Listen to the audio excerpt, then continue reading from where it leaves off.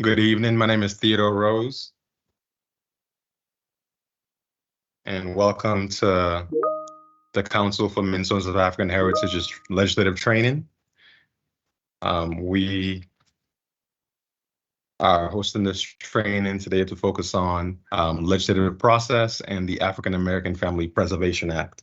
I am Theo. I am legislative and policy director at the council. I have with me from CMAH, Ash Musana. Ash, you want to introduce yourself?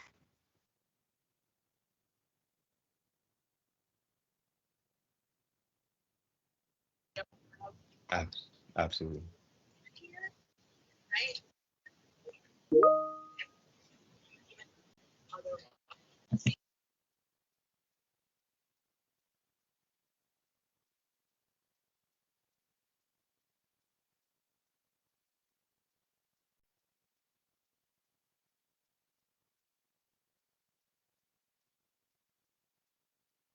Thank you so much, Ash. All right, I don't think that there's anybody else from SEMA currently on right now. So I'll just start out by saying that, I mean, on Monday, we started the 2024 legislative session. And this particular bill, the African American Family Preservation Act, is our council's top bill priority for this 2024 session. So today we're partnering with Kelis Houston of Village Arms to do this training. The training will have basically three parts. We'll have an overview of the legislative process here in Minnesota. We will have a presentation on child welfare disparities and the need for the AAFPA bill, as we call it, here in Minnesota. And then a third component of legislative advocacy practice. We want to work together right here and now during this evening to really take collective action in support of the bill. And so we'll try to practice some of that this evening. So before we start, I want to just hand it off to Kelis to introduce herself and make some remarks. Yes, absolutely. Thank you for joining us tonight, everyone. Kelis Houston, Executive Director of Village Arms, a Christ-centered organization focused on supporting African-American families impacted by child protection. And as I get into the presentation after Theo's training, I'll explain more as to why I use the term impacted by child protection. I also chair the NAACP's Child Protection Committee, and I believe I am joined today by a few of our members. If you want to turn your camera on and introduce yourself and the work that you do, that would be great. Otherwise, Theo, I'll throw it back to you. Awesome. All right, awesome. Thank you. Thank you, Kelis. All right, so let's begin. I will share screen, and I might actually go off camera just for bandwidth issues, but let me start with that actually.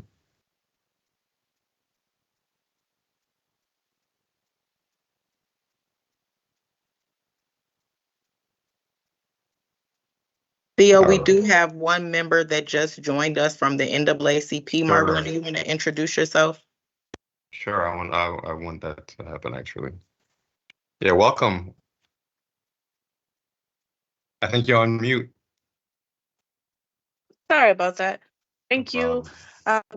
Everyone, my name is Marvelyn Tripp. I'm with the executive team with Kelis with the NAACP Child Protection Committee. Awesome. I'm here too, Rhea Bornman Spears, but I can't get my camera to turn on for some reason. Oh, welcome, Rhea. Thank you. All right. Yes. In our work on this bill, NAACP and Village Arms have been key partners. So we're very glad to be moving forward together here. All right. I'm going to share screen, and then we can begin.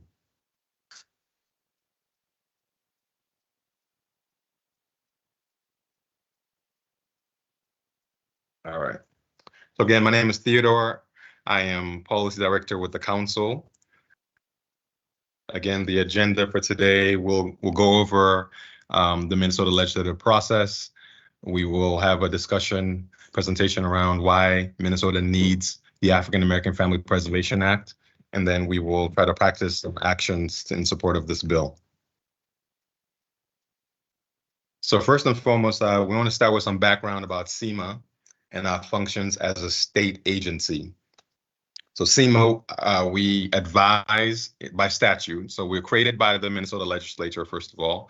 And our function is to, among the ethnic councils, is to advise the governor and the legislature on issues confronting people of African heritage. And we define African heritage as the federal government and the state define African heritage or Black and African American, broadly conceived in terms of folks who self-identify as African American and folks who identify as African immigrant or African diaspora. We advise the governor and the legislature on statutes, on rules, and revisions to programs to ensure that Black people have access to the benefits and services provided to the people of the state of Minnesota. And we also serve as a liaison to federal government, local government units, civil society, private organizations on matters that relate to people of African heritage. So yeah, so we serve, function as advisory body and also as liaison, really to try to advance participation and inclusion and equity in terms of our constituents and our constituent communities vis-a-vis the resources of the state and the economy in Minnesota. Again, as you see in the bottom there, the Minnesota legislature empowered our council to ensure that people of African heritage fully and effectively participate in and benefit from the political, social, and economic resources, policies, and procedures of our state. So we work with the legislature, the administration, and state enterprise. I mean, so the starting point for conversations about the legislative process has to be from the constitutional structure, the sort of fundamentals of our government. We have a constitutional system of government, 3 branches, the checks and balances among those 3 branches, meaning that they're separate but equal branches of government. And so foundation to that constitution is the executive branch, the judiciary branch, and the legislative branch. The executive branch, the governor, lieutenant governor, and state enterprises enforce the law. The judiciary, including the Supreme Court, appeals court, district court, interprets the law, and the legislature makes law, and that includes the Senate and the House of Representatives.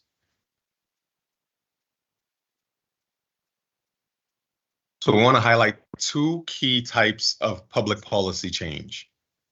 Legislative or statutory change. And so legislative policymaking is the process of passing legislation, right? So the process of lawmaking is to make laws at the federal, state, or local level, right? And laws or statutes really are ideas that define conduct. So they're codes that tell us and tell the public, what you can do, what you cannot do, or what you must do. I mean, at a basic level, that's what the law is. There are those 3 options: what you can do, what you cannot do, or what you have to do. And in any self-governing society, the people are supposed to govern themselves by making the laws that govern their lives. So it is imperative for our communities that we have a direct say in the making of the laws that govern us. So that's the legislative aspect of policy change. Another domain of policy change is the administrative or regulatory aspect. And the focus of our training today is lawmaking and legislation, but administrative regulations or rulemaking are equally critical to policy change. I mean, as I said, we have those separate but equal branches of government. You can do all kinds of work with passing legislation, make the change in a law, or you establish a program through legislative development. But if the administration or implementation of the new law or the implementation of the new program, if that is a failure, then all the work that's done in legislative development or legislative change will, in effect, will actually be ineffective, right? I mean, so the matter of administrative regulation is crucial. We will be focusing here on this first juncture of actual lawmaking or legislative change. So to start out, we want to offer some keywords on legislative policymaking. Usually vocabulary is like, one of the primary obstacles for community engagement in this type of technical field, right? So we don't get opportunity to really learn these types of keywords and these technical terms and sort of understand how simple they can be. So we just want to go over a few of them that are in legislative policymaking. A bill, that's a keyword that you will come across in this line of work. A bill is basically an idea or a proposal for a law. An amendment is a change or an addition to a bill, to a law, or to any form of legal document. Amendment, right? I mean, the famous amendments in America are the Bill of Rights, right? The First Amendment gives us the right to free speech, etc. Amendments to the Constitution. A statute is an enactment or a formally written law. And a code is a compilation of statutes. And so codes are like official collections of existing laws or laws that are in effect. And so that's what, you have the key word there, legal codification or codification. That's a key part of legal research and lawmaking. And legislation really is the work process and the product of the legislature. Is both when folks talk about legislation, they're talking about the process, the sort of developmental process, and then also there's also a reference usually to something like a bill, right? Like a particular product. And finally, another key word that is good to know is session law. And that's a compilation of laws from a particular legislative session. And that's different from the statutory code, because you can have laws that are passed in a given session, but because they are one time or they have a very specific expiration or termination within the year or so, like for instance, particularly like with appropriations, with funding, a lot of stuff is like one-time funding. There's not need to actually put them or codify them in statute, right? In statutory documents. So that's just a gist of some keywords that you will come across in legislative development and legislative advocacy. The Minnesota State Legislature and lawmaking. So the legislative branch is a bicameral branch or system, meaning that it's made up of two chambers. We have the House and we have the Senate. Just a rundown of the composition of the House and the Senate. The Senate has 67 members, and they're elected members, right? We elect our senators, we elect our representatives. The senators represent larger Senate districts, and they can serve 4-year terms or 2-year terms. The House of Representatives has 134 members, and they represent smaller House districts, and they serve 2-year terms. And basically, if you do the math there, you will see that basically you have 2 times the number of senators, and that's what makes up the House, right? So each of those Senate districts has 2 House members that are part of it. Some of the responsibilities of those 2 chambers: introduce bills for law, pass state laws, pass state 2-year budgets. They can also override a governor's veto, and that requires 2/3 vote in both House and Senate. And they serve on committees, and then just the crucial matter of responding or being responsive to the needs and concerns of their constituents in terms of our own constitutional system of representation. So we are currently in the 2023-2024 legislative session, and we call it that because in terms of the rules or the laws that govern how our legislature operates, we operate in biennium cycles. So they're 2-year cycles that the legislative session operates. It's kind of confusing because each of those years is also called a session, but the 2 years combined are also called a biennium or legislative session as well, right? And that's because the work that's done in that odd number year continues or is allowed to continue in the even number year, right? So certain bills that get introduced in the odd number year, for instance, the bill that we're discussing today, it can get introduced in 2023, and then the work on it, because it's gotten introduced, the work continues and can continue in 2024 without the need to reintroduce it or go through the process of reestablishing the docket for it. So the odd number year, so 2023 was a budget year in Minnesota, and the focus is on funding bills or finance bills. And there's a requirement by law, by state law, that the state must pass a state budget in those odd number years. And the even number years, we call those the bonding or policy year. And the focus is on construction and infrastructure projects. They could be potentially a supplemental budget, but the focus is on policy and infrastructure in particular. All right, so get into the meat of the thing here. So how a bill becomes law in Minnesota. Basically, we want to think about this in 4 stages. That's the way we're going to approach this during this training. Think about it in 4 stages.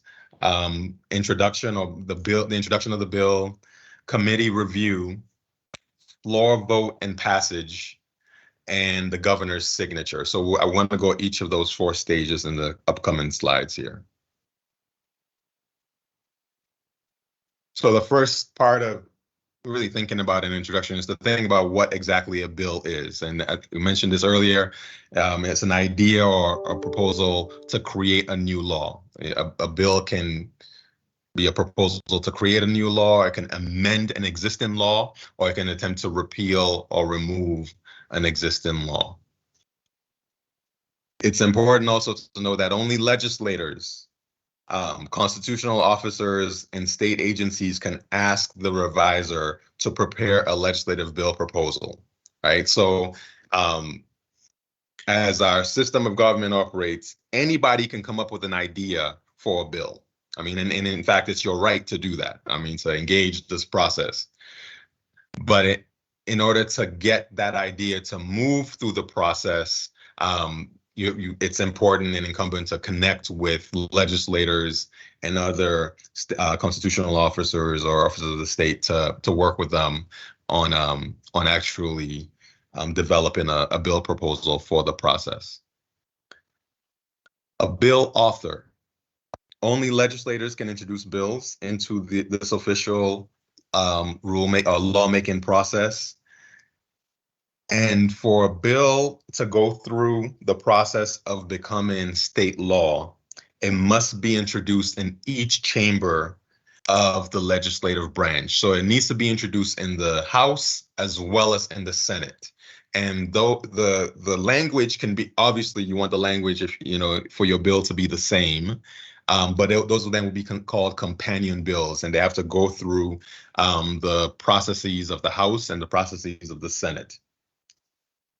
So a representative or a senator has to introduce the bill, and the legislature or the elected official who does that is known as the chief author or the lead author.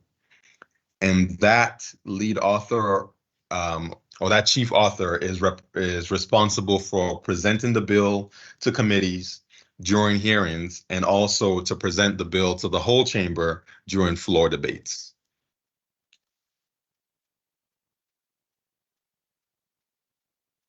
All right, and introduction and first reading. So the introduction is also known as the first reading of a bill by the chamber that is introduced in. right? The key thing is that a bill must receive 3 readings in a given chamber for it to be able to pass that chamber. So when a bill is introduced, the chamber will assign that bill a file number. The first bill that's introduced in the session in the House is called House File 1, and then House File 2, 3, etc. Right, and the same thing for the Senate, Senate File 1, and onward. And then the other key thing here is that after the bill is introduced, it will be referred to an appropriate committee for further consideration and review. I just want to flag here that the bill that we're going to be elaborating on today, so it's been introduced and given a first reading in the House on January 26, 2023, and in the Senate on January 25th, 2023. The bill numbers that it was given is House File 912 and Senate File 716. And the lead authors or the chief authors, the folks who introduced the bill in this process, are Representative Agbaje in the House and Senator Bobby Joe Champion in the Senate. Legislative committees. So basically, a legislative committee they function as sub-organizations of the branch, right? So they function like work groups. A majority of the work really of the legislative branch is done in committee. They receive and review bills on matters that are related to their jurisdiction, and so they possess authority and expertise to work on certain legislation related to designated domains of the government or the economy. So for instance, the Education Committee works on legislation related to the Minnesota Department of Education and state laws related to education in Minnesota. Similarly, the Health Committee has jurisdiction over laws that govern the activities of the Department of Health, the Minnesota Department of Health, and also our public health systems and practices in Minnesota. Committees are really important. The committee leadership is crucial because the chair of a committee, I mean, particularly the way our own Minnesota system operates, you have the chair, you have the vice chair, you have rank and minority leaders, and then you have members of these committees. The chairs that really are crucial for determining whether a bill receives a hearing or gets some sort of priority in the committee, right? If a bill is referred to the committee, and the committee does not prioritize the bill for review, or the chair does not bring it up for a hearing, the bill basically is dead in the legislative process, right? So it's crucial that when your bill is referred to a committee, that you work to ensure that the chair and the members of that committee prioritize it for a hearing. All right. Bills that are up for consideration are given public hearings, and those are public meetings where opponents and supporters or proponents of the bill alike can provide their arguments or make requests for actions that the committee should take. That could be done with written testimony or oral statements.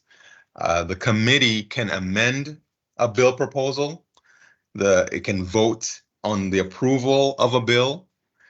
The committee can vote on whether the bill should pass, or it can hold the bill for further consideration and for further work at a different date. So, I mean, those are different actions that a committee can take to a bill. It's critical that they act on the bill and they act approvingly on a bill, because if they don't act, as I said, the bill basically is dead in the process. Depending on the nature of the bill, if it passes out of committee, it may be sent to another committee or be sent to the chamber floor for consideration by the entire House or Senate.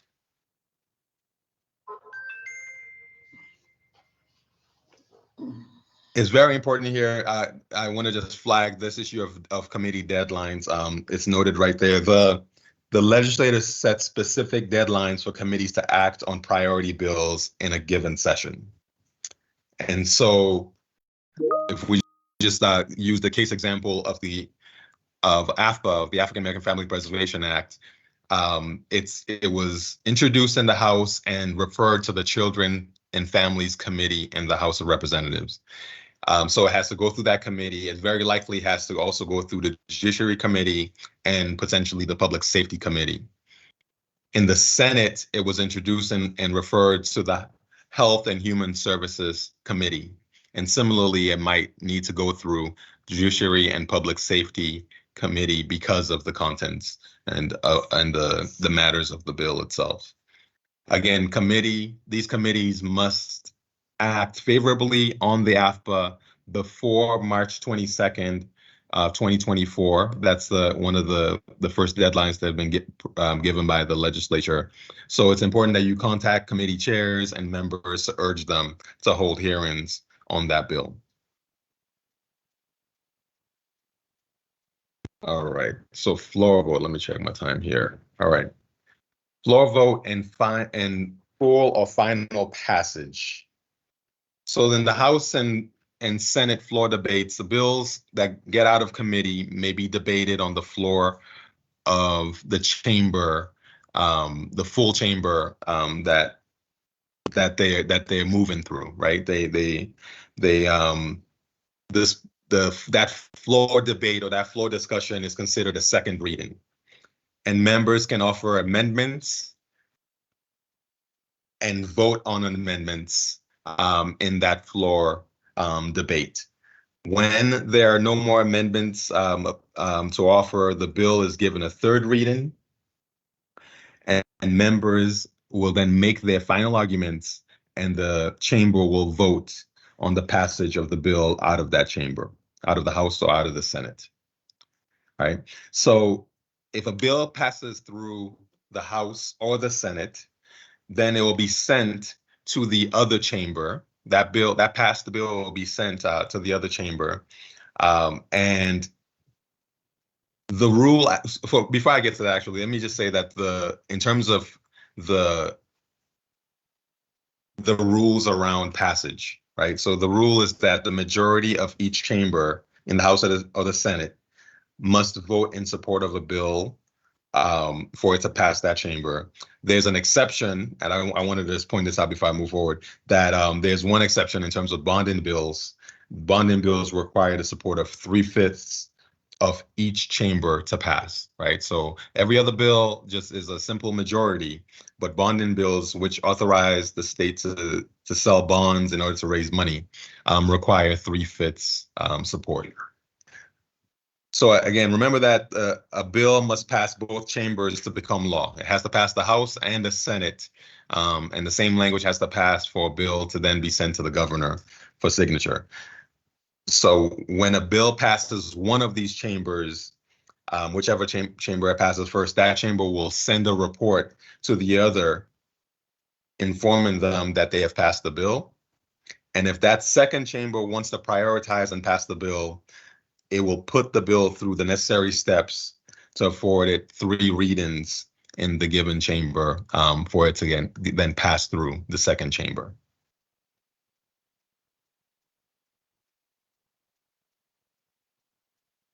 Our conference committee, legislative negotiations, and final passage there. A conference committee is needed when the House and the Senate pass companion bills. Right, so let's say a bill has gone through the process in both the House and the Senate, but at the end of this process, the language that was passed in the House and the Senate, the companion bills are different, right? So then there's need for conference to negotiate and come up with some compromise that the House and the Senate can agree on in terms of passing the same language. So the purpose of conference committees is to develop that compromise. Members Specific members will be assigned by leadership to conference committees, and those negotiations will be had between the two chambers. Conference committees can hold hearings and also have a public review process.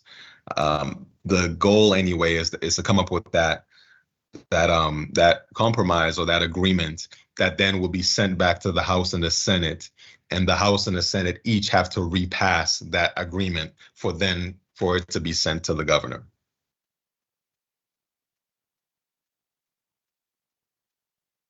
And the governor's signature, so the power of the governor's pen here, the signature can sign a bill into law. So the governor has the authority to sign, constitutional authority to sign the bill into law, has the veto power to unilaterally stop bills from becoming law, also has a line item veto power or partial veto power in Minnesota, and which means that the governor can reject parts of a bill while signing the bill. And this actual authority is specifically for appropriations or finance bills. So Minnesota governors can exercise line item veto power on appropriation bills or funding bills. And then there's also in Minnesota the sort of pocket veto power of the governor, which means that the governor can decide not to sign the bill and just not act on it. And by doing so, it's like indirectly or by default a veto of that bill.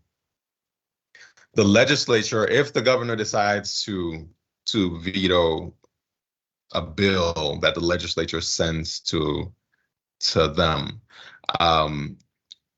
the legislature can override the governor's veto. And this requires that the House and the Senate vote and agree to override the veto. And it also requires that there is 2/3 support by members of the House and the Senate to override the governor's veto.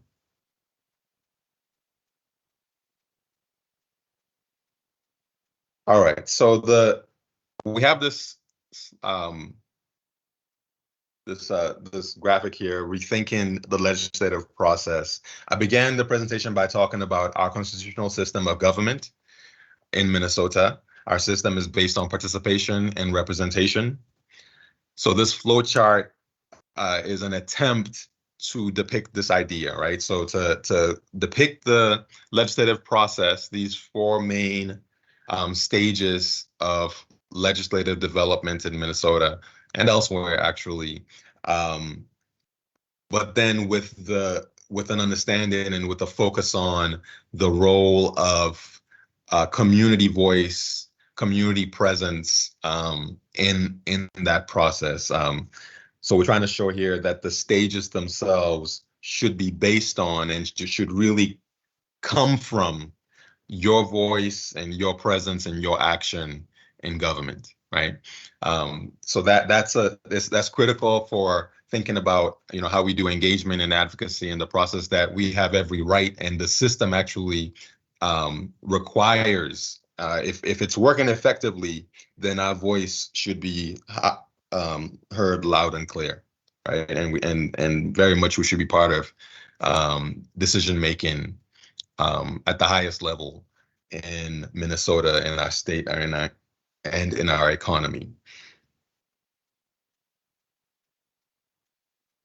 All right, so let's move on to advocacy principles here. Things to know, right? So as we're doing legislative advocacy, the key thing, I mean, is, and I'm sure y'all are aware of this, is relationship building and storytelling. I mean, those things are at the heart of legislative advocacy. Building partnerships, and thinking about partnerships at different scales, different levels, and in all kinds of, you know, multi-directional, you know, cross-cutting relationships and domains. So partnerships among community members, among community organizations, among legislators, and among public officials, and then across these different sectors as well. That's crucial to effective legislative advocacy and legislative development. So across networks, across sectors, it's important to activate your personal relationships, to really lean on and work with family, friends, neighbors, partners. So your personal relations, and then also to expand those relations, and really think creatively and strategically about potential allies, and then really try to recruit them, to expand the base of support for the issues that you're working on. The key thing that we say in our policy alert, our February alert on the AAFPA bill, is the importance of one-on-one conversations with in the community about the need for the bill, right? So to have those one-on-one personal conversations that are based on trust, and then to extend from that and have community conversations, organizational conversations, etc. Coordinate your efforts, right? So organizing for legislative advocacy, particularly in this day and age in our economy, is all about finding ways to increase efficiency and productivity. So you want to find ways to coordinate with others on shared efforts, to help maximize resource use and really to increase the chance of success. That's important there. And then defining your message or your issue. I mean, really controlling the narrative, as they say, right? It's important to do that, to learn as much as you can about the issue that you're concerned with or the problem you're trying to address. Use your personal experience, really value or valorize your personal experience and knowledge of an issue. Draw on published research or data to the extent you can to support your claims and the message that you're trying to push. In terms of the problem that you want to draw attention to or the proposed solution you're trying to bring forward. Keep things clear and simple. The ultimate goal of advocacy is to move people to act. And in order to do that, you want to really help them know the issue, care about the issue, or know and care about the issue. And so to really do that, you want to focus on conveying what's valuable about the proposal that you're pushing for the audience that you're trying to activate. And then again, show and tell storytelling. It's really important to really think of the folks that we elect to public office as folks who work for us, right? They work for our constitutional system of government, and our communities are supposed to be the heart of that system.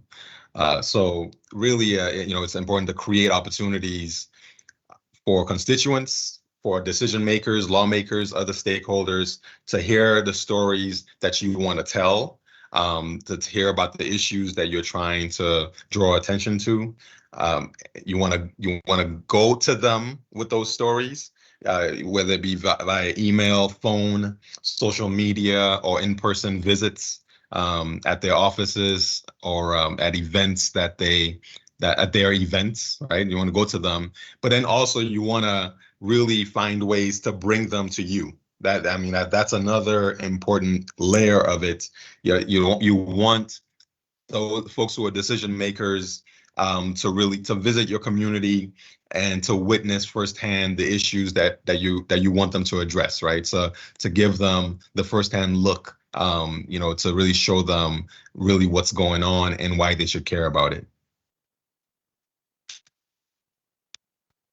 And finally here, these are some resources, and we'll do follow-up where we will send out the links to these resources in a follow-up package to attendees. But here are some public resources that you can use to do your organizing for legislative advocacy and engagement. You may be already familiar with the URLs for these, but we'll send more information in the follow-up. So the Minnesota Legislature, the website, you can use their tools there to track bills and the movement of bills, to find information about legislators and what they're working on. and crucially to find information about their aides, their assistants, so the staff that they rely on for really managing their communications and with constituents and managing calendars, etc., and setting up meetings. So that information very important in terms of tools for engaging the process here. The legislative calendar, the information about daily orders of business on the House and Senate floors. You have committee schedules as well, and you have long archive of past meetings and records in terms of the history of legislative development, whether that be, last year or many, many years ago. That all that information is accessible and can be very important for moving your cause forward. And crucially, media resources and reference libraries. The Senate and the House have live TV streaming, so the audio and video streaming of floor debates as well as committee hearings, etc., press conferences. There's an archive of past affairs in the House and the Senate. So there's always a storage of archives of the developments ongoing in the House and the Senate. And then there's the Minnesota Legislative Reference Library. One important document that I want to flag here, and I'll put in the chat following this, and we'll also send out, is this resource page called How to Follow a Bill. It's a really good overview with the links to the stuff I'm referencing on this slide. So I think instead of taking questions here, I'm going to hand it off to Kelis. I thank you all very much, and I'll hand it over to Kelis now. Thank you, Theo. So you all may have heard about the African American Family Preservation Act and really wondered what it is. So I am going to give you some background on the bill as well as the issue. If you have questions, I won't be able to see you. You can throw them in chat. And if it's something urgent, Theo, please interrupt me and I'll stop and answer the question. Absolutely. So the African American Family Preservation Act was first introduced in 2017. This session, however, Representative Abaje and I decided to expand the language to include all children that are disproportionately represented. So it is now the African American Family Preservation and Child Welfare Disproportionality Act. In Minnesota, systemic racism exists at every decision point of the child protection process. Our children are overrepresented in Minnesota's child welfare system. According to current data, 26% of the children or more in foster care in 2021 were African American, although they make up only 10% of the state's total child population. I got started in child welfare advocacy 10 years ago, and that was after serving for 10 years at St. Joseph's Home for Children. At that time, this shelter was the first stop for children just removed from home. So it was there that I was able to see the trauma that children experience firsthand when separated from family. I was on the emergency shelter unit. At any given time, 100% of the children would be African American. When they were with us, they were there for much longer periods of time than their Caucasian peers. And a lot of them came back to us 3 and 4 times a year before just aging out of the system. I had kids that went into deep depressions following termination of parental rights and separations. One young lady, she was about 10 years old. She stopped engaging altogether, stopped getting out of bed, became very aggressive, began defecating herself. Just things that we had not seen from this young lady started to take place once she was separated from her family and the parental rights were terminated. So she had no more contact with her family after that. Seeing this time and time again led me to want to have a voice in the courtroom. So I started to volunteer as a guardian ad litem in Hennepin County before taking a full-time position as a cultural specialist guardian ad litem in Dakota County. And it was there that I saw how the counties and the courts work together to perpetuate disparities, and that led me to the Capitol. Well, to community organizing and then the Capitol. There were a lot of steps in between, but that's a nutshell of how I got started and why.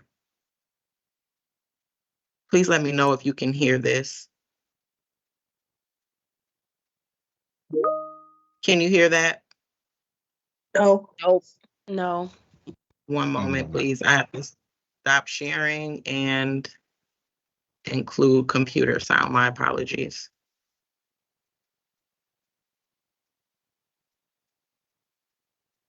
Get back into it. I'm gonna keep fighting. They just get. Most parents from where we come from aren't gonna keep fighting. They just give up. They don't have the energy or the strength to keep doing it. But I had nobody but them kids. It was my responsibility to take care of them. I brought them into this world. In child protection, money and race play a huge part. I did everything I could. I called everybody and jumped through every hoop and did everything I could to try to get my kids back, because I promised them that mommy would come back for them always.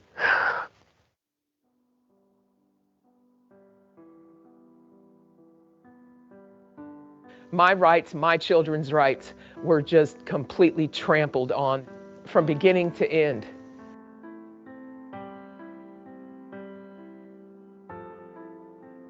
You feel a sense of injustice, but yet where's the justice going to come from? In my situation, you look all around and everybody else does not look like me. So you wonder, how are they ever going to hear me? I always thought that in order for your child to be taken from you, you had to do something very, very serious. I learned that it can be someone just making a false accusation, and that could lead to something a lot more serious for you and your family.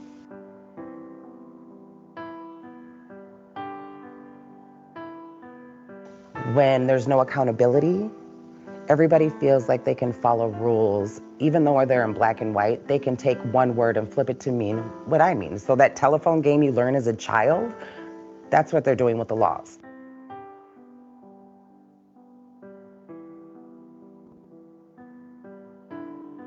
You put my children in a position to where they have to deal with this stuff, you know, for maybe the rest of their life. So what if it come out when they get older, you know? What can I do to defend them if this psychologically messed them up?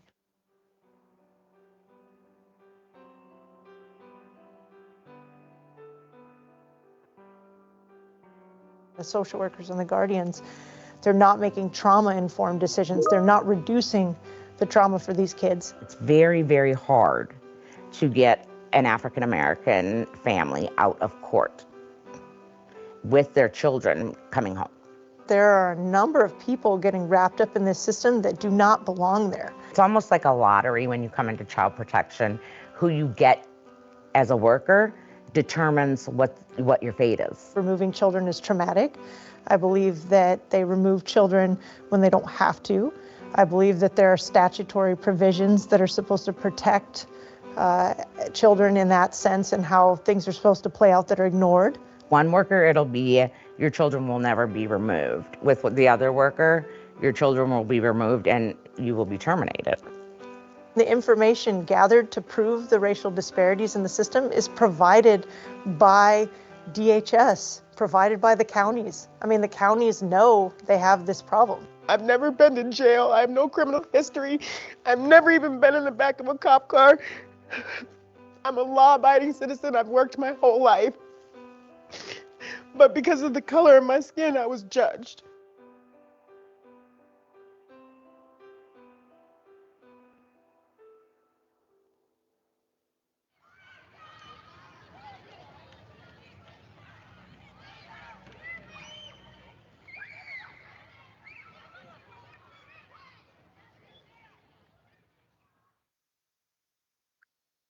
That was filmed probably 4 years ago now. All of the data that outline the inequities, they have either remained the same or increased since that time.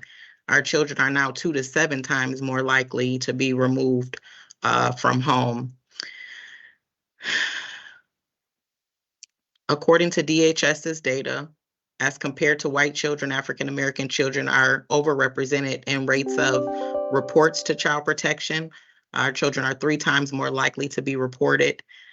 Once the call comes in, our families are 2.4 to 4.7 times more likely to be screened in. And African American children, again, are 2 to 7 times more likely to be removed from home. I want you to note that we are not coming into the system for more serious allegations than our white peers, yet these inequities, these punitive and intrusive and traumatic outcomes are disproportionately placed upon the African American community. The longer African American children remain in out-of-home care, the more they experience multiple moves and placement settings.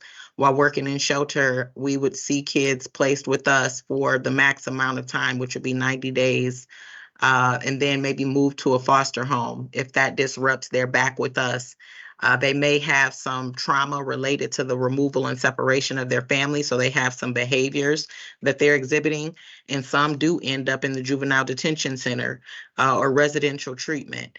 And it's like this cycle just continued for these kids until they reach the age of 18.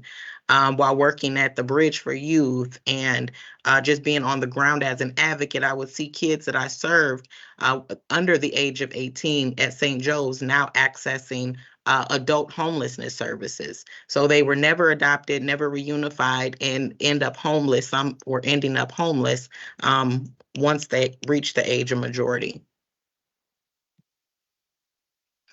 Several components influence these disparities, starting with racial bias and identification and reporting. Our mandated reporters make the majority of reports. School personnel are amongst the highest reporters, and current data shows that they disproportionately report Black families to child protection. There was a school in the Minneapolis district with only a 16% African American student population. They made 145 calls to child protection. And of those calls, 130 were on their African American students. And this is consistent across service systems, including medical personnel and law enforcement. Once a CPS report is received, the child protection workers determine whether a family requires investigation or assessment. And when assigning reports to a family investigation path, there are both mandatory and discretionary reasons. Allegations concerning Black children are more likely to be assigned for investigation for discretionary reasons than those concerning white children. So although our families are entering the system for less serious allegations than their white counterparts, again, they continue to face these harsh outcomes at significantly higher rates. Outcomes such as child removals, maltreatment findings, and termination of parental rights. Statistics confirm that Black families are less likely to receive in-home services that prevent removal. In Minnesota, again, our children are 2 to 7 times more likely to be removed from home, facing less serious allegations. And I didn't note this at the beginning, as I typically do, but when reviewing county and state data related to child protection, you always pay attention to both the African American category and the 2 or more races category. Over 50% of the children in the 2 or more races category have a Black parent. So that differentiation really skews the data as to how many of our families are involved in this system and how many of our children are truly displaced. One contributor to this is poverty being labeled as neglect. Low-income families are more likely to seek medical care from emergency rooms or public clinics, use public transportation, etc. And this increases their visibility to child protection and makes them more vulnerable to surveillance and policing. Why is the rate of child welfare involvement higher for certain groups in comparison to others? Institutional racism. This is the existence of systemic policies and practices that allow one racial group to have better outcomes than another. And in this environment, disproportionality is often tolerated as normal rather than investigated and challenged. In addition, there's often a cultural divide between the family being investigated and the worker conducting the investigation.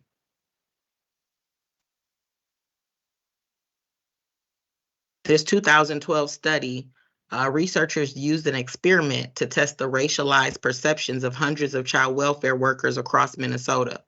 And caseworkers in 82 counties were given an online exercise during training.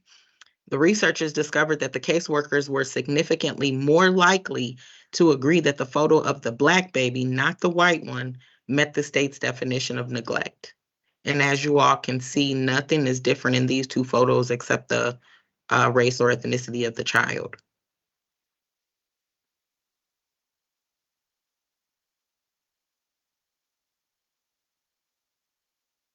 Two facts reveal this contradiction at the heart of Minnesota's child welfare system. There is no difference between races in the likelihood that a parent will abuse or neglect a child, but there is a great difference between races and the likelihood that a child will be removed from home and placed in foster care. This is Eric Dean. I was already at the Capitol in 2014 advocating around the issue of child welfare disproportionality. 15 times Eric Dean had been reported to Child Protection that he was a child in danger and he was never removed. He was ultimately murdered by his abuser, which was his stepmother. There was all of a sudden an influx of folks at the Capitol, from the governor's office to county and state officials, every director you could think of, demanding that the child protection system be reformed as a result of his murder. The result of the recommendations that came from that reform was a 50% increase across the state of child removals, but it was primarily Black and Native children. And in Hennepin County, there was a 100% increase in removals. So the recommendations really worked to agitate or increase an issue that we were already working tirelessly to address. And the opposite is often true in our community. Our families are reported oftentimes only once and face a child removal for less serious allegations. According to the Minnesota Department of Health, disproportionate out-of-home placement rates are not the result of poor parenting by certain ethnic groups, but the outcome of multiple systems with long histories of discrimination and racist practices that enforce policies unfairly, unjustly, and unethically while failing to provide enough supports to parents and guardians. Though well-intentioned, many child welfare workers unfortunately approach their work with a predisposed cultural viewpoint of the African American community, and they're allowing that to determine their decisions across cases.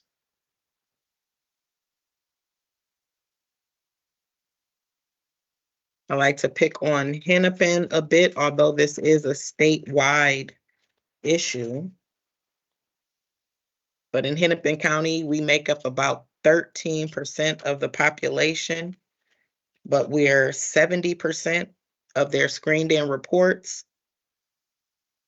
We were 50% of their removals in 2020. It's now 60%. And 55% of the children that lose the right to know and be loved by their parents forever through the termination of parental rights process are Black children. In Dakota County, we're about 42% of the removals, and in Ramsey County, 55%.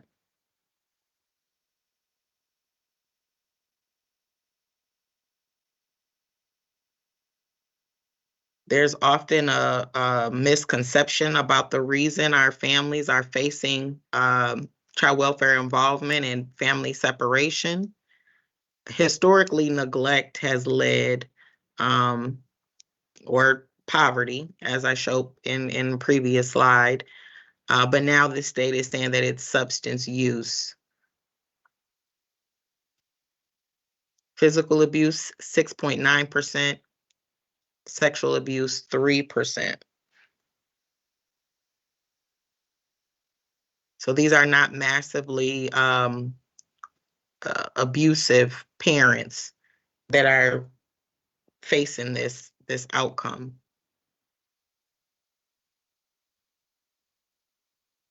We remove children under the guise that we're keeping them safe. We are not keeping children safe. Children generally suffer worse outcomes when removed than if they have been allowed to remain in marginal homes. And we have study after study that's proven this. In studies of similarly situated children, those with social services involvement facing a possible removal, children who were in fact removed compared to those remaining at home have 2 to 3 times higher delinquency rates, higher teen birth rates, lower earnings as adults.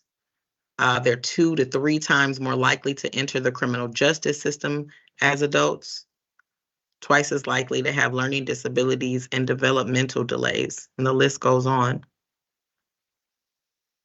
Clinical research shows that children who are removed are overwhelmed with feelings of abandonment, rejection, worthlessness, guilt, and helplessness. As a guardian ad litem and just being an advocate on the ground, what I see time and time again is that when the children start to exhibit some of this, the reaction to the removals in their behaviors, it's oftentimes addressed as through therapy. They're trying to find out what the parent did to them. No one really talks about the trauma of removal or the trauma of being separated from everyone you know, everyone that cares about you, everything that's familiar to you. I tell folks, if you can't imagine it for these kids, imagine your own, their reaction to being separated from their parents. Not only are they separating our children from their parents at extremely high rates, but our relatives are being denied the right to consideration for placement. That's a problem.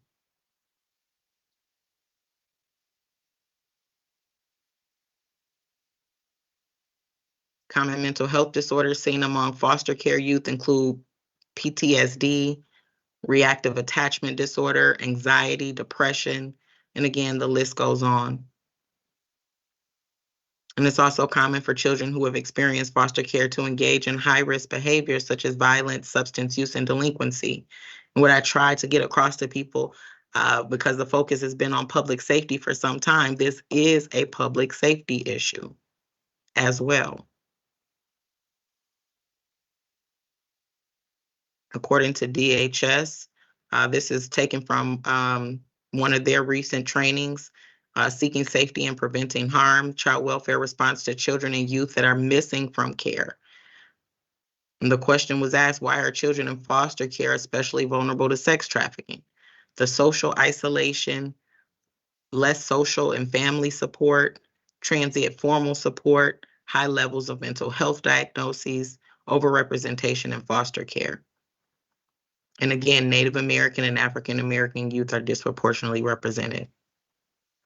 Out-of-home placement has the potential to disrupt what keeps a youth tied to people, places, and things, and reduce their natural protective factors that could prevent or allow quick response to missing episodes, trafficking, or exploitation. Minnesota tears apart families at one of the highest rates in America, more than double the national average. We recognize that there are still horrible stories about child abuse deaths, and that is exactly the point. All of the needless removals, the low to moderate risk cases that would be better served by community and family, they steal time from finding the relatively few children that are in real danger.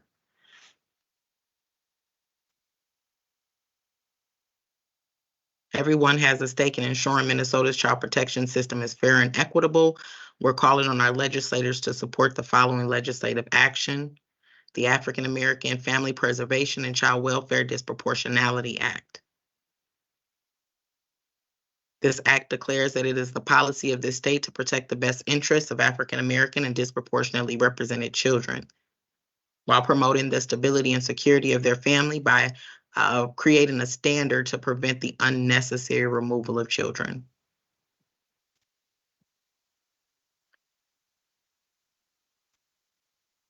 Just for a quick overview of the bill, and if you'd like a copy, please drop it in chat or let Theo know, and we can get the full bill language to you. One of the major changes would be that instead of reasonable efforts, the responsible social services agency, Child Protection, shall make active efforts to prevent the out-of-home placement of an African American or disproportionately represented child. And prior to petitioning the court to remove a child, the agency must work with the child's family to allow the child to remain in the child's home while implementing a safety plan based on the family's needs. And if the allegation against the parent would be egregious harm or sexual abuse, they wouldn't be allowed, of course, to have the safety plan as an option. So we aren't talking about keeping children in abusive or risky situations at all. This is more targeting families that are coming into the system again as a result of poverty. Domestic violence could be one of them. We see that rising as well. And just to give a quick example of how just broken the system is, I had to stop a child removal. I got a frantic call on a Monday by a grandmother who's saying she was just notified that the police were on their way to remove her grandchildren from school, and they weren't allowing her the option to take the kids. And when I asked why, what's going on, well, her daughter got into a fight over the weekend with her boyfriend. No one could determine if the children were present, if they were impacted at all, if they even knew that the parents had a fight, yet they were headed to remove these kids from school. Right now in statute, we're only supposed to be removing children if there is imminent harm or danger. If they're in school, what is that imminent harm or danger? Why can't we slow down, engage that grandmother, bring the family to the table, discuss what happened, what occurred, what the impact to the child was, and put some sort of safety plan in place to move forward? We've piloted the bill recently in Hennepin County. It was a 3-year pilot.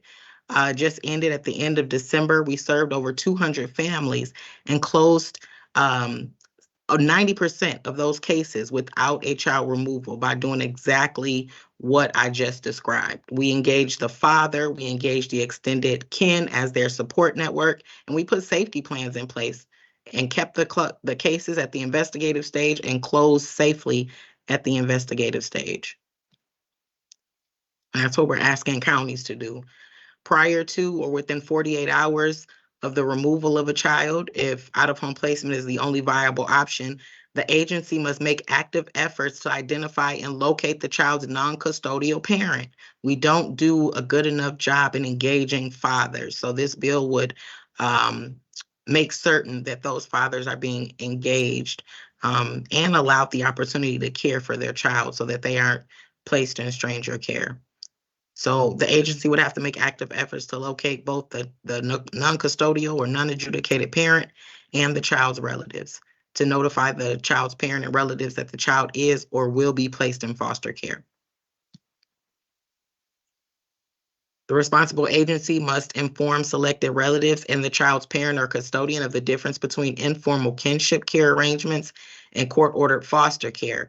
There are some families that don't want to go through or jump through the hoops of the foster care licensing process, but absolutely want to keep their niece or nephew or their grandchild while their relative completes their case plan requirements. So we want that to be an option that these parents or that these families can undertake if they choose. So the court shall honor the request to forego a court-ordered foster care placement of the child in favor of an informal kinship care arrangement. The responsible agency must make active efforts to support relatives with whom a child is placed in completing the foster care licensing process, should they choose to be licensed, and also help them to address barriers and disqualifications. We've had relatives wrongfully denied because they were told by the social worker that they didn't qualify for licensing when they, in fact, did qualify. So we want to make sure that it's documented efforts as to who's stepping forward, what the barriers are, and how the county is assisting them to get past those barriers.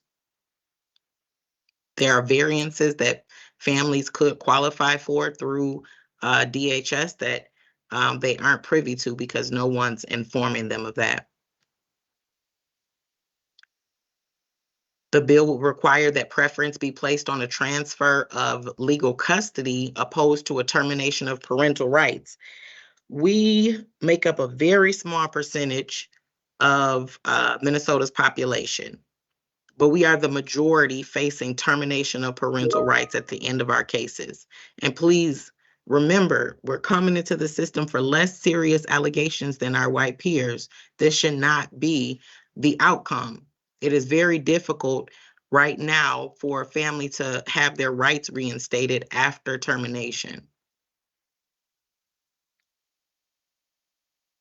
The bill would restrict the court from terminating the parental rights of an African American or disproportionately represented child based solely on the parent's failure to complete case plan requirements. Right now, the case plans are very prescriptive. So no matter what you come into the system for, your case plan is going to be the same.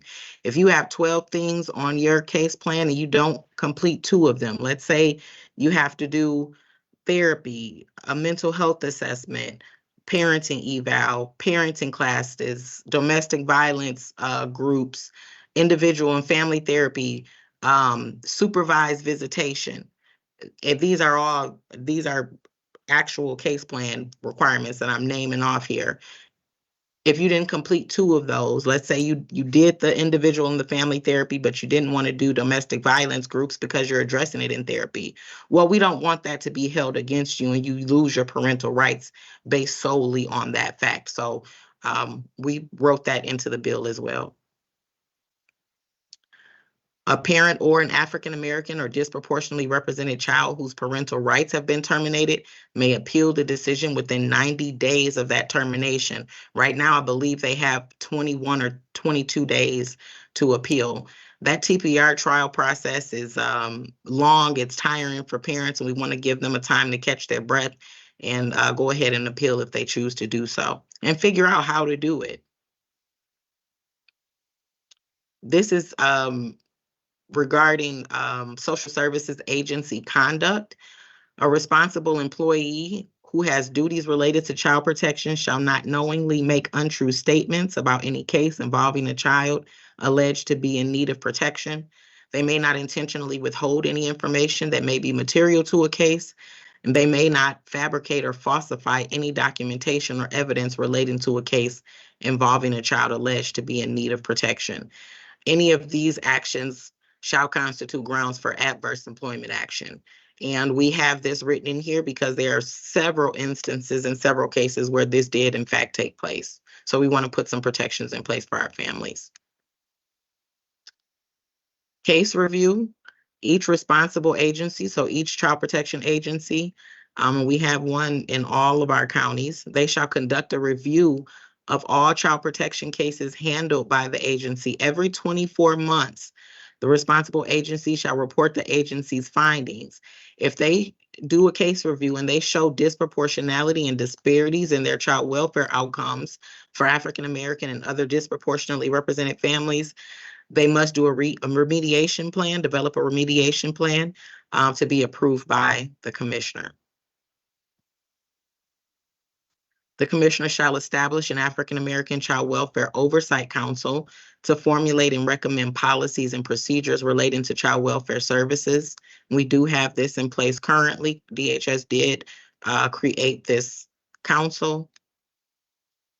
And the commissioner shall establish an African American Child Wellbeing Unit within the Department of Human Services, and they did develop a team. We don't know that they're providing the services to our community that this bill asks for. So for now, we're leaving this language in the bill. The point of that department would be to assist counties and monitor the child welfare processes and outcomes to help mitigate the child welfare disparities. The bill is also asking for direct grants to organizations and service providers owned and led by African Americans and other individuals from communities disproportionately represented to either create or expand their services to focus on family preservation and reunification services and supports. Senator Champion worked really hard to get a reinstatement, get some reinstatement language into law.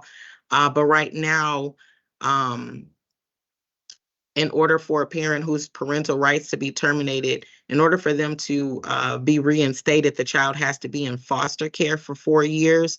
That's problematic for us because the majority of the children, or a large majority of the children that are being removed, are 0 to 7 years old. Those cute little babies that everybody wants, they don't typically languish in foster care for 4 years. So by leaving that language as is, we're going to miss a large group of our families that absolutely deserve the right to reestablishment of their rights. So this bill would allow the county attorney or a parent whose parental rights were terminated, an African-American child, or a disproportionately represented child, or the agency, the social worker or guardian ad litem, could file a petition for the reestablishment of the legal parent-child relationship, regardless of how long the child has been in care.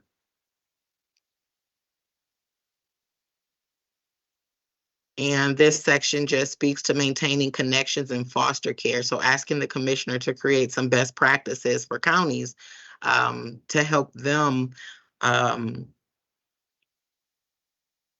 guide them on the best practices for ensuring our children remain connected to their family and culture. We're also asking for the data to be disaggregated. Right now, whether you're East African, West African, or African descendants of the enslaved, you're labeled as African American according to their data. So we're asking them to disaggregate that data. Our cultures are very different, our needs are very different, and we want specific and unique interventions. So we're asking that that be done by 2025. If you have any questions, if you want to get involved in efforts, you can contact me via email. You can check out our website. Please follow us on Facebook, the African American Family Preservation Act page or the Village Arms page. We're updating that regularly. And yeah, I'm going to stop sharing and come back in case there are questions. The legislative session started Monday, and we could absolutely use the community's help and support in getting letters out to your senator, your representative. We've had some really positive meetings thus far, but there's a lot of work to do. We're asking folks to send out emails, and I've already created the language for you. All you have to do is copy and paste it, put your address at the top, send it to your representative and your senator, and they have been getting back to folks immediately. This is an election year, so we have to start as a community to put a demand on not only our dollar, but our vote as well. It is very powerful. They're going to be coming around asking for your vote. Ask where they stand on the African American Family Preservation and Child Welfare Disproportionality Act and why. If they have questions, if they have concerns about the language, please direct them to myself, Representative Abaje, or Senator Champion, and we can answer those questions. Now I'll stop talking now. Are there any questions? Yeah, I think that we have a few questions. So, Kelis, you want to speak to the revised language? I want to also recognize Representative Hudson. Good evening, Representative. Also a council member with CMA. But there are questions about the language and the status of that moving forward. Yeah, so I'm a volunteer. I've been doing this work as a volunteer for 10 years. Okay, this is truly a labor of love because I saw, and God will not let me forget what's happening to these kids once they're removed from home. But pushing it for this number of years and just seeing that there wasn't a lot of, our legislators weren't very receptive to a bill that was focused only on African American children, we had to open it up to all children that are disproportionately represented. But we left the language in there specific to our communities because we know when it's opened up to everyone, we are typically left on the back burner, and the initial intent of the bill, the language, the policy isn't met. So we had to expand it to protect all children that are disproportionately represented. Thank you, Kelis. I think I have a hand up from is that Victor? That was Correct, sir. It is Victor. I just wanted to say thank you very much to the both of you, Mr. Theo Victor. Rose and Madame Kelis Huston. Thank you. I'm really touched. I have signed a petition, but just please go, keep that fire going. And if you could please, is it possible, can both of you send a PowerPoint so I can spread the word around? That'll be fantastic. I appreciate that. That's all I wanted to say. Thank you. Thank you so much, Victor. And please go follow us on Facebook and share everything that we're sharing on Facebook. There's so much power in contacting the legislature. We've had several, because we're doing legislative visits, we've had several representatives and senators say, hey, I've heard from my constituents about this bill. Yes, add me as a co-author. So just sending that quick email, making that phone call, it's a small effort, but it has a huge impact. Indeed. Alexis, is that Alexis? Has a question or a comment? Yes, hi. Well, I already know Kelis, but so my question is in terms of parents that are being forced to sign their rights away and not knowing that they're doing it because they have an intellectual disability or sort of disability. And now that the adoption is closed and the case is closed, they're trying to figure out on how to get their children back.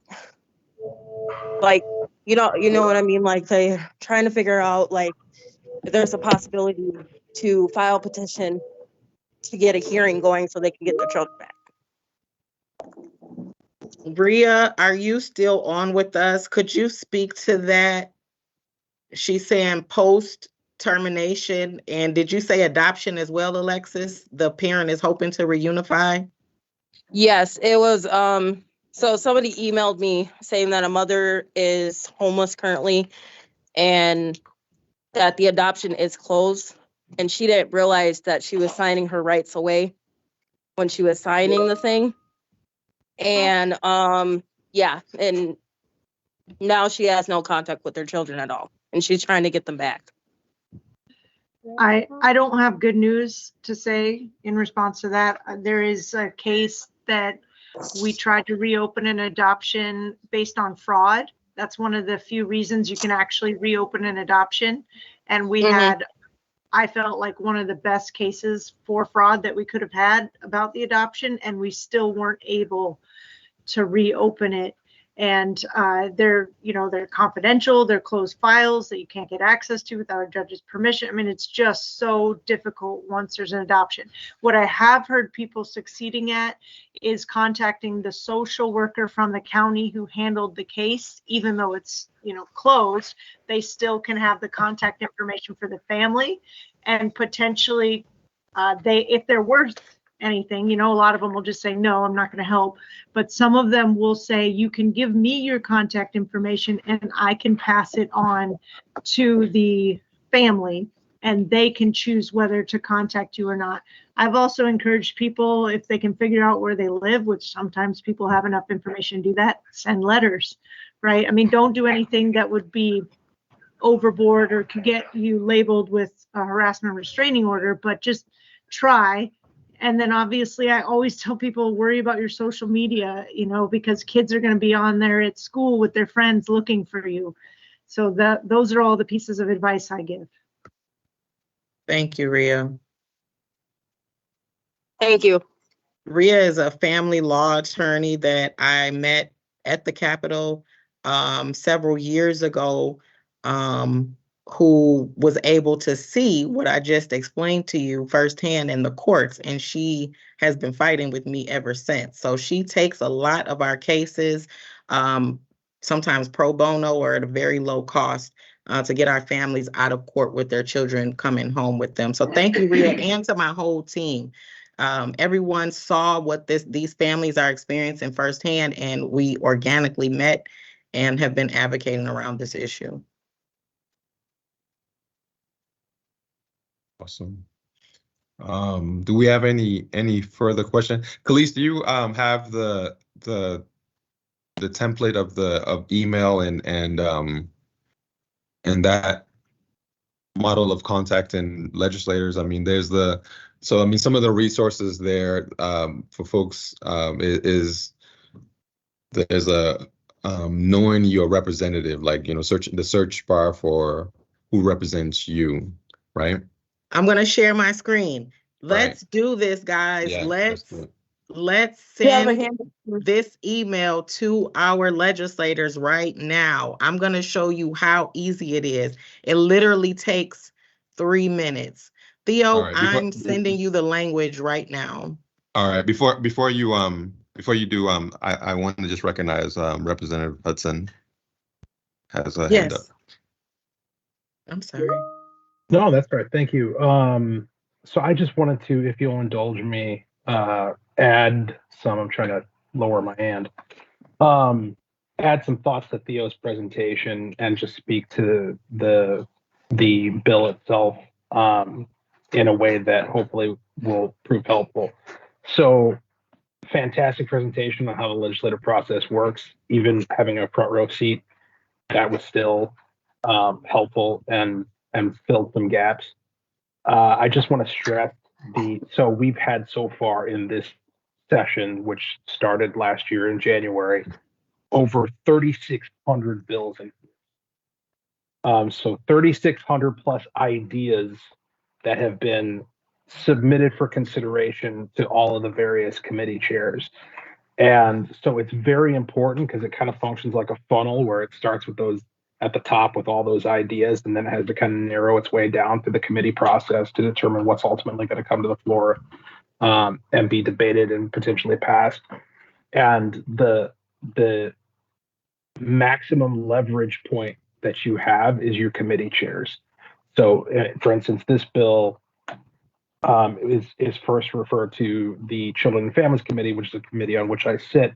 It's chaired by Dave Pinto. And so being in contact with him, reaching out to with the committee administrator there, which I'm sure you guys have already done, is going to be crucial to moving that bill forward. So I just wanted to make sure I made that point. I also wanted to talk a little bit about seeking the broadest possible support that you can in order to get something done, even in a situation where, right now we've got the trifecta, right? So a lot of things come down to party line votes, but it's not always that way. With the Indian Family Preservation Act, we had universal bipartisan support for that. I'm a little concerned as to whether or not that's going to be the case with this bill, and I'll talk about that in a second. But what I would say is, don't assume that because somebody disagrees with you on broader ideological stuff, or they're from a different party than you are, that they are just going to be a flat no on whatever it is that you're proposing.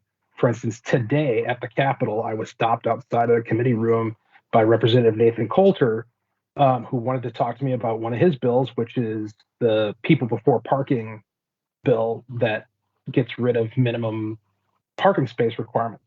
Now, my instinctive reaction to that bill is I'm not interested in that. That's not in my wheelhouse. But we talked for 5-10 minutes, and he made a lot of good points. And now I'm going to talk to him again, and who knows, maybe we're going to find some agreement and get somewhere. Breaking that ice and not assuming that what people think before you've actually talked to them is very valuable. And so specific to this bill, I will tell you that my concerns from the Republican side of the aisle are that it's going to be a difficult sell for two reasons. One, a big part of what made the Indian Family Preservation Act an easier pill to swallow was the argument that tribal nations have this sovereignty that is a unique political status, and that claim is not shared by the African American community, and so that's going to potentially be a stumbling block. The second thing that raises concern is, and you guys have already kind of addressed it, is this notion that, well, why is this just about African American kids? And having sat here, listening to the arguments about the disparities, I get it, I understand.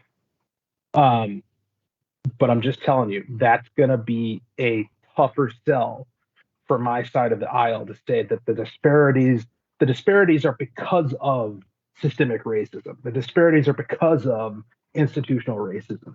And so I would recommend trying to develop some conservative friendly, Republican friendly talking points that you can engage Republican members with, including myself, because I'm not 100% sold. I'm very close. And that could potentially be helpful because, nothing would be better, I imagine, from your perspective, than to have this be universally approved in the same way that the Indian Family Preservation Act was. And frankly, from my perspective, even if it's ultimately an imperfect bill from a Republican perspective, I still think what it accomplishes, the actual effect that it will have, is certainly very valuable, and that might ultimately be the final selling point. But I just want to throw that out there: is keep your minds open as to how you can sell it to people who disagree with you on a lot of other stuff. And the final point I just want to just highlight, and Theo raised it, is the value of that legislative website. We're very lucky in Minnesota. Not every state has a website like that. In fact, most don't. We've been recognized as one of the best states for citizen engagement when it comes to the legislative website and being able to track bills, watch committee hearings, watch floor sessions. So definitely take advantage of that opportunity. Thank you. Yeah, I appreciate that. We've been at this since 2017, so I am very aware that not everybody is as concerned with what is occurring with African American children and what the experience of our families are. So we do have a pitch that is specific to the Republican, to some of the folks in the Republican seats. So because we're with family right now, and this is the Council on Minnesotans of African Heritage, we don't hold any punches, and we don't, we're not going to change the narrative to make, because it sounds better. It is what it is. Like, our families are suffering. So I want that to be very clear to community. But yes, we absolutely focus more on the fact that we're spending $28,000 per child to place them in foster care, when in-home services is about $5,000. So this bill really saves the state money. And then the public safety issue as well. A large majority of our children are crossing over from child protection to juvenile detention. If we care about public safety, we have to care about how they're entering into that system in that sector. So we do adjust our language specific to who we're talking to. Thank you for that. Oh, and regarding the bill's constitutionality, we have heard that as well. This is a bill similar to reparations. It's a reparative bill. It's to repair a harm. And we have to focus on African American and disproportionately represented children, because that's who's primarily targeted through this system. It should be a gold star, because it's a good bill. I know I'm a little, biased, but it's a good bill. But we have to, like I always say, there are children that are drowning and there are children that are on the shore. I have to focus on the children that are drowning first, and then I can turn my attention.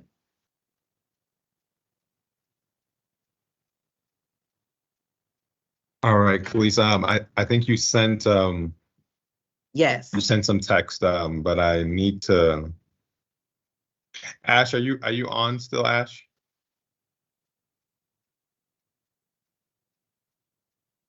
Just give me a moment here.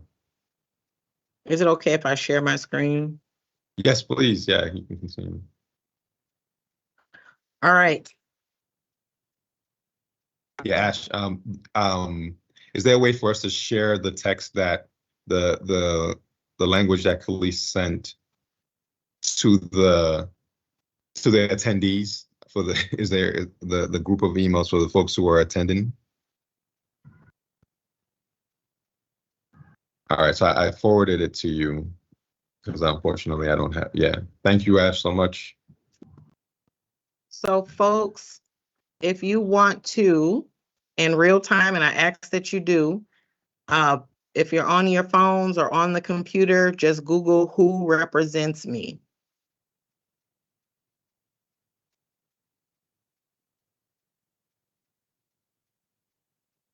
Let me know when folks have that up.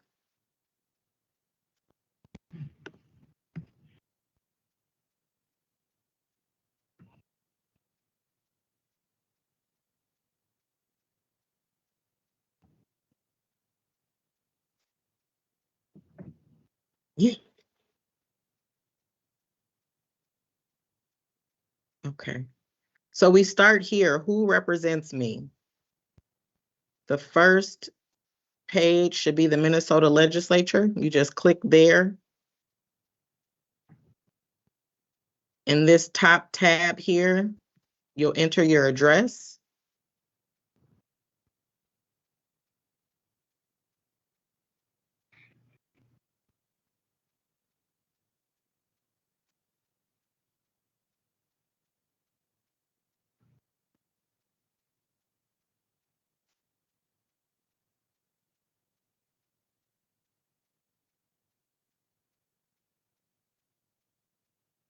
And boom,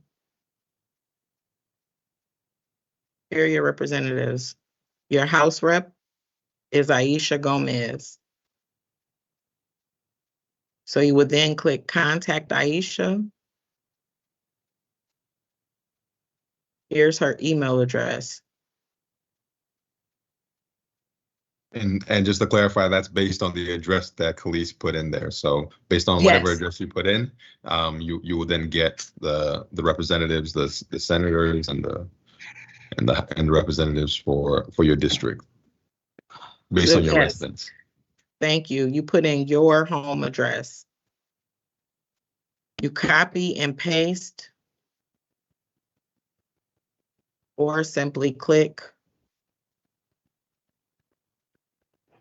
Should have been a simple click.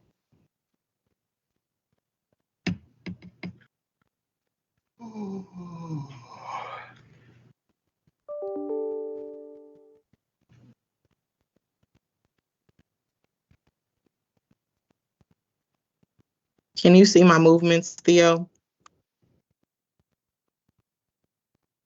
Yep. Yeah, we can. You can see your screen. The email that I'm typing? Yep.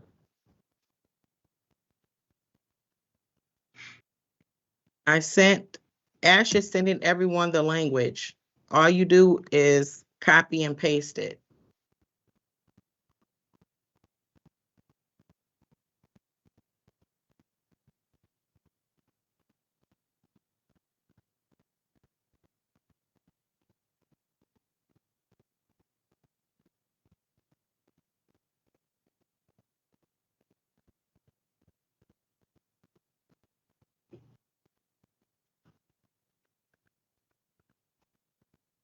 And boom, put your address here.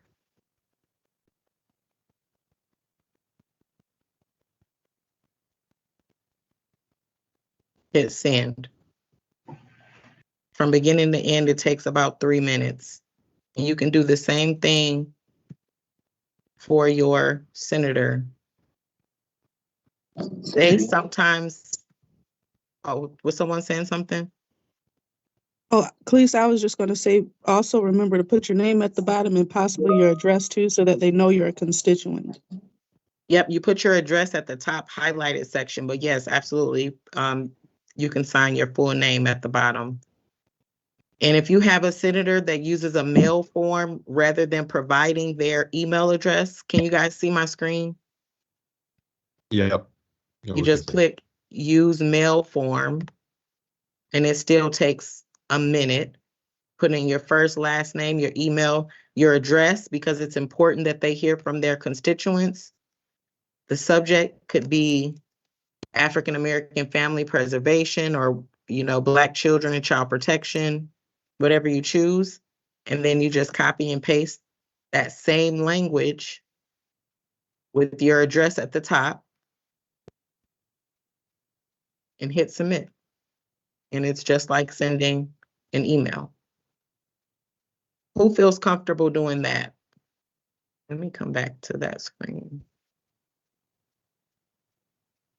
Yeah, I'll urge folks, I mean, to if you can, to please do this evening, because in when the legislators and their caucuses receive emails like this, and they receive it in a bunch, the sort of uh the gravity of their response, or their sense of the issue, it goes up, right? So it can be very useful if folks on the call send Not this type of tonight. information. Do it now, Theo. Yeah, Put some absolutely. Do it pressure on now. folks. Do it now, Do y'all. it now. Absolutely. Thank you, Victor. Thank you, Michelle. Harris A, I'm sending it to you right now. Absolutely.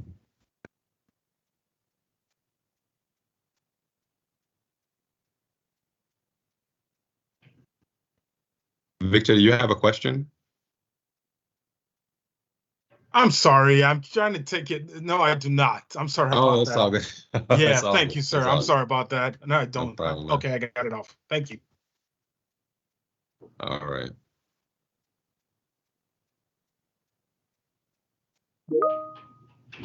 Okay. Are there any other questions?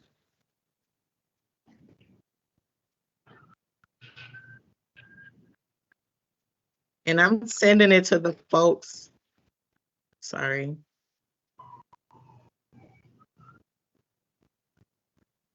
I was just gonna say, Ash, I see someone else put their email in chat. So if you want to do that, I can send it to you right now while we're sitting here. People get busy. I don't want you to forget. This is a really important issue.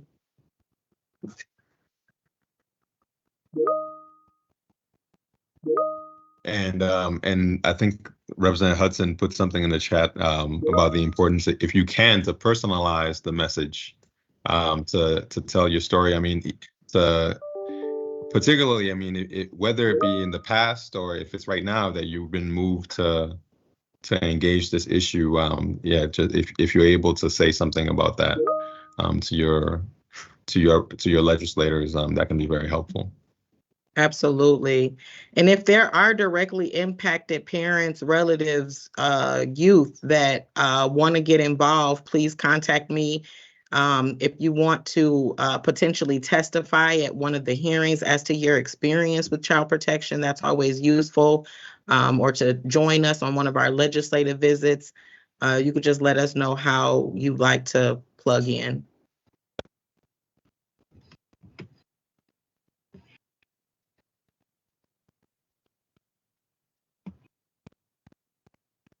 And Dayana, I am sending it to you now as well.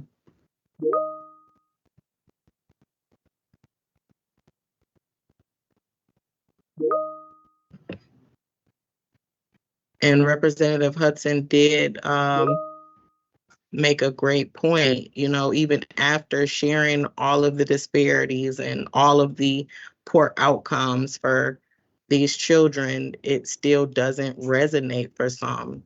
So I always tell my team, know your audience, because everyone is moved by different issues.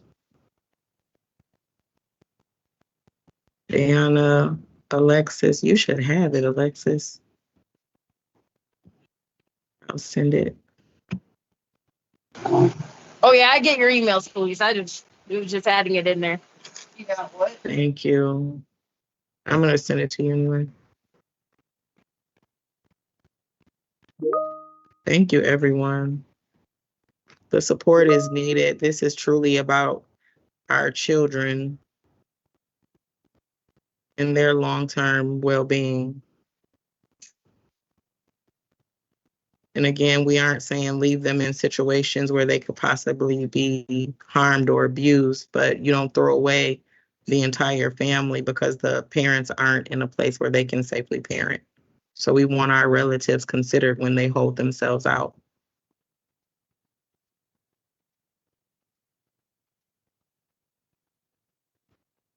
And it's really difficult. It's really difficult right now to advocate without some sort of laws and policies in place.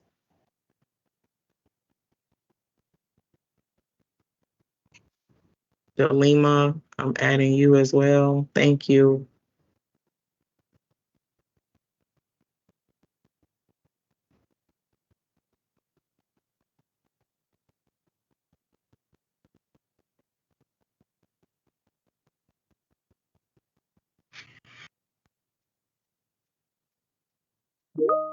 Okay, just got the email out. Everyone, like we asked, if you can do it now, it takes 3 minutes. Just get that email out. It'll help us a bunch. Testify. Yes, please, Diana. I hope I'm pronouncing your name correctly. We would love to hear from folks in Duluth. We need Yes. you guys, yes, to send letters, especially. Make a call, send that email, personalize it if you have experience. Yes, absolutely. Let me put my email address in chat for you.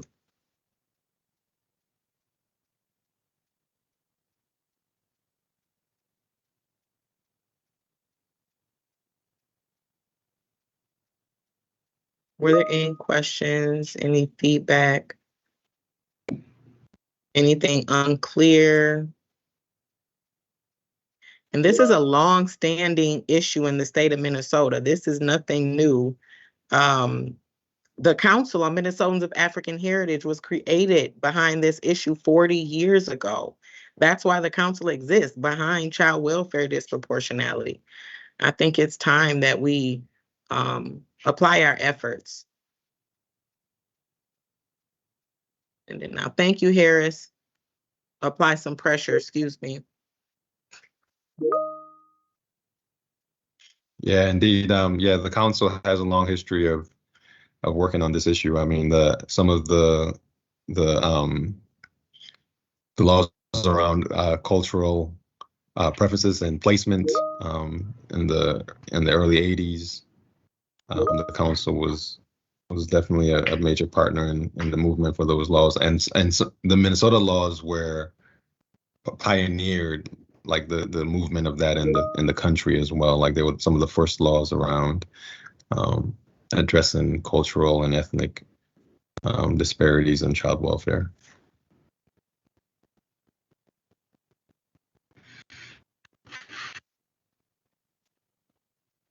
All right, I think we might, I don't know if we have any more further questions.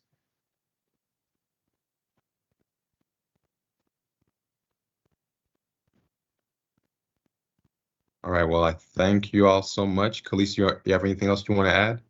Nope, I just added in chat, someone had asked about changing laws federally. I am a part of a national group, Repeal AAFPA, and there's also a Repeal CAPTA coalition.